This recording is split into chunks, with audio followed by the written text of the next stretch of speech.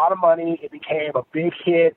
And unfortunately, my attitude changed. I became a boss, not a good leader. My staff, I stopped taking care of my staff. I showed up late, left early. I didn't give people responsibilities of projects. I accepted subpar and below standard work just to get money in the pocket and get paid. And then I hit a really bad job in 2012, and I ended up spending about close to between $2 to $3 million in 90 days on the project. And I spent it, and I was supposed to get paid back by the developer and contractor, which I did not. They denied the change order, which sent me into a Chapter 7 bankruptcy. Wow. That had to have been a tough blow, right? You're on top of the world thinking you're doing it, and then you get hit with that. Oh, I tell you about it. In the summer of 2012, I was at the height. You know, like June, I was getting $1 million checks from the client. Things were great. I had a great business, all that. And then by January of 2013, I was done. And it started in October of 2012. And then October, November, December, all that money went out the door. I was averaging about $100,000 or so a week in payroll, and then cost of business and cost of material. And it was a wage scale job. And I just kept going and kept going. And I shook the hand of my client and said, "Oh, you got me, right? So, yep, we got you, Marques. Don't worry about it. We'll take care of you. We're good. We'll get squared away. The developer, they're on your side." Well, when I went to go get paid, they looked at me at the table and said, "Marques, great work, but we feel that was bought in your original contract, and to teach you a lesson, we're not going to pay your change order." Wow. So, you know, great lesson, and I'm sure in your mind at the time, you're thinking back at your NFL career, all the money that you made there, all the money you made in construction, and watching it all go down the drain at the desk in front of you. How do you possibly recover from something like that? I know the end story here, but what did you go through, and how did you pick yourself up? So I ended up moving to Raleigh, North Carolina, and I ended up getting a job with Merrill Lynch, which the NFL helped me get. I got fired from that job after about 2 months, and I got a job with another construction company. Got fired after that in about 5 days, so fired 2 times in the same week. And then I ended up getting a job teaching kids football, and I became a custodian making $8.25 an hour on the night shift. And really, for me, I was done. I was just fried. I was like, I just can't do this anymore. I was a heavy drinker. I was always angry. I was just always upset. That's why my first book is called Sleepless Nights. And then my second book, which comes out in about 3 weeks, about 2.5 weeks, is called The Success Cycle, which gives people an actual roadmap for their own life. Mm-hmm. But what got me to turn my life around was when I was a custodian, I had my pivotal moment. That's happened all the time. Being a custodian, that was not a problem. I mean, it was a job. I mean, I had a job, and that's what I did. But when I got somebody's trash on my bare skin at 4 o'clock in the morning, 4:30, that was the moment I said, wow, I have got to turn this around. Otherwise, I'll be sitting right here for the rest of my life, always taking what life gives me and not saying yes to opportunities because I'm always focusing on my past failures and my past mistakes. Mm-hmm. And that's how I turned it around. And I came home and said, wow, I want to be a speaker. And that's when I started the whole process of wanting to be a speaker. You know, of all the things that you can select to be, especially knowing that most people's number one fear in life is public speaking, why did you pick that, and what was your road to success as being a speaker?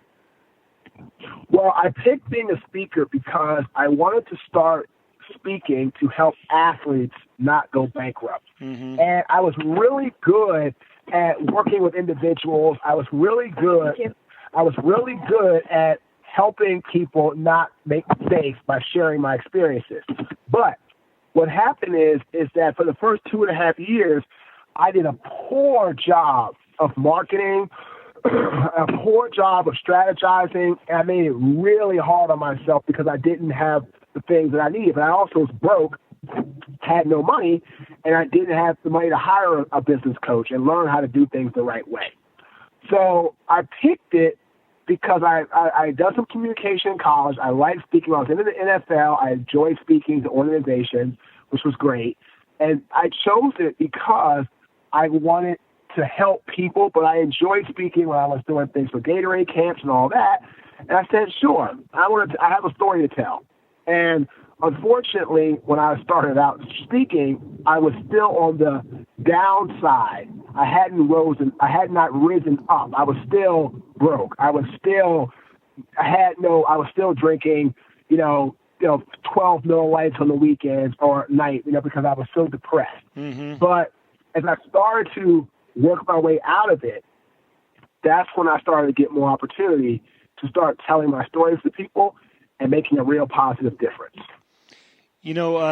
My coaching sessions with David Meltzer and the time I spent with David Meltzer, we talk a lot about vibration and what we put off, from ourselves into the world, into the environment. You said until you started healing, you didn't start getting the gigs. And I would imagine that a lot of that has to do with the vibration that you were putting out and how you were presenting yourself. Is that what happened?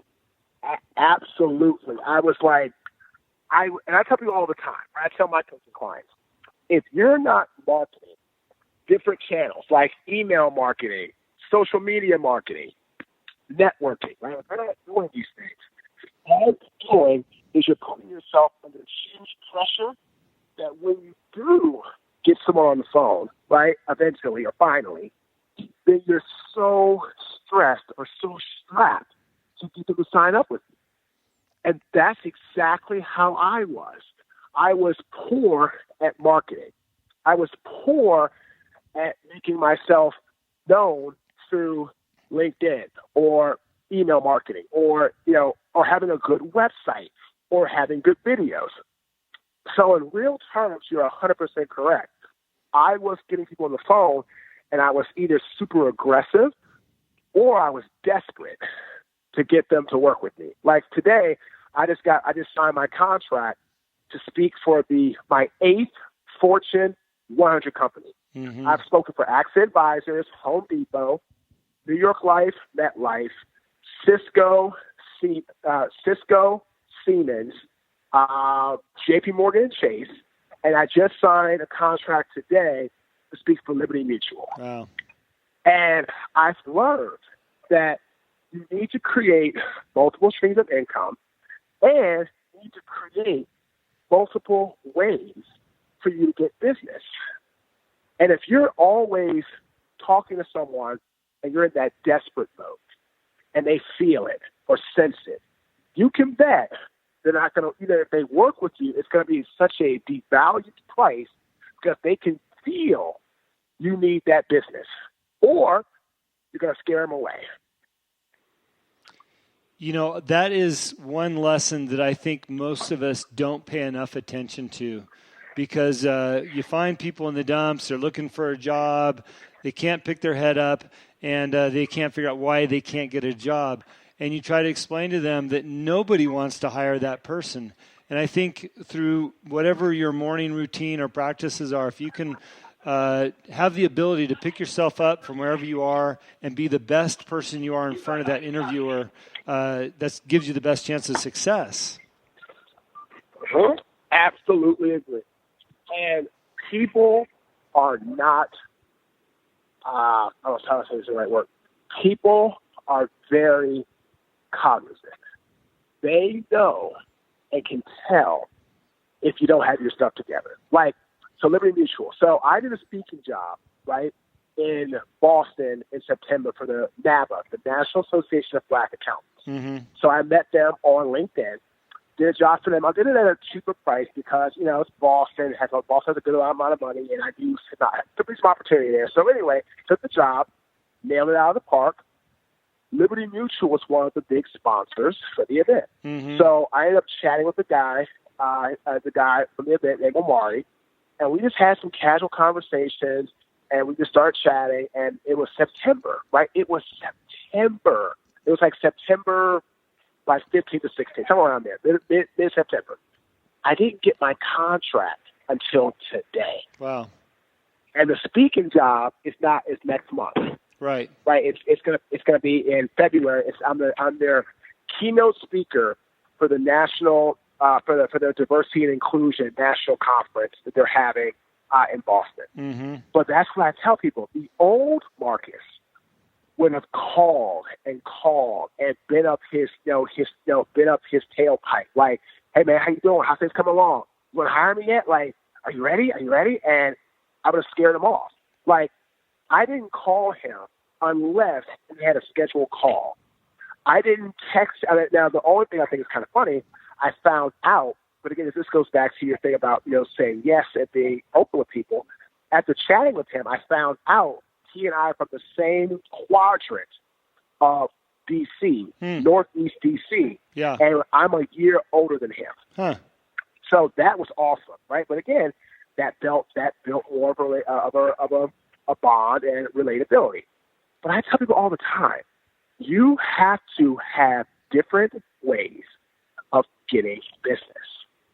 If you are relying on one business or one way of cash flow, and you're not, the big dog in your business, or like a Damon John, or but again, when he had Fubu, once that started to calm down, he found other ways to make money.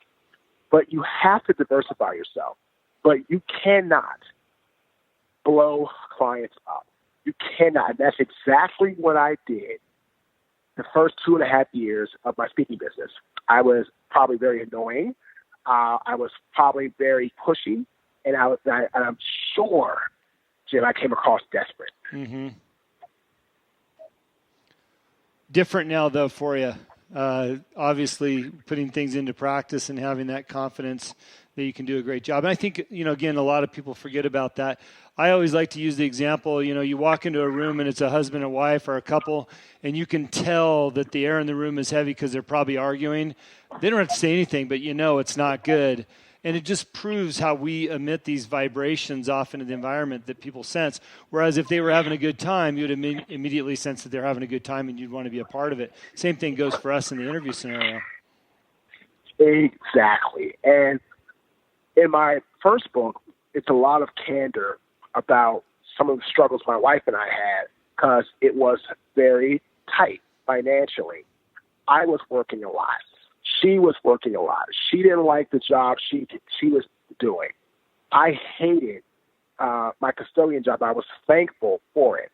But that was really everything is exactly in the position where we were just frustrated with everything going on. Mm-hmm. Right? And that really came out and it manifested to the vibrations that we gave off, And that's why I tell people, you cannot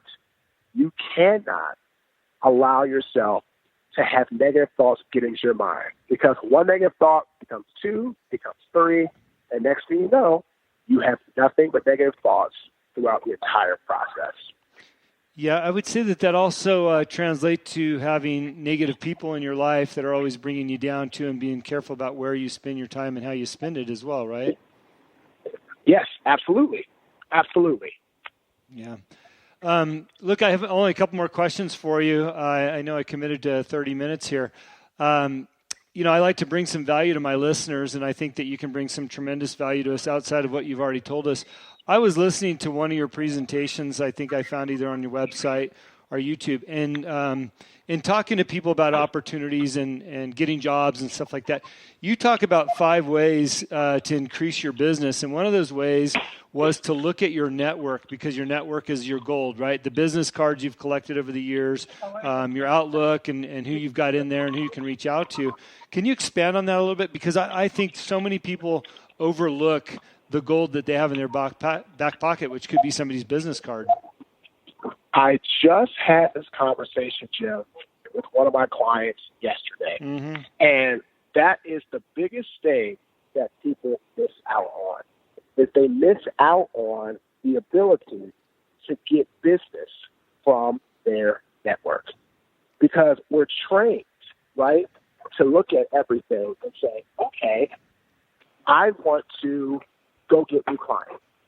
I want to go and get things moving in a direction where people are going to say, hey, this guy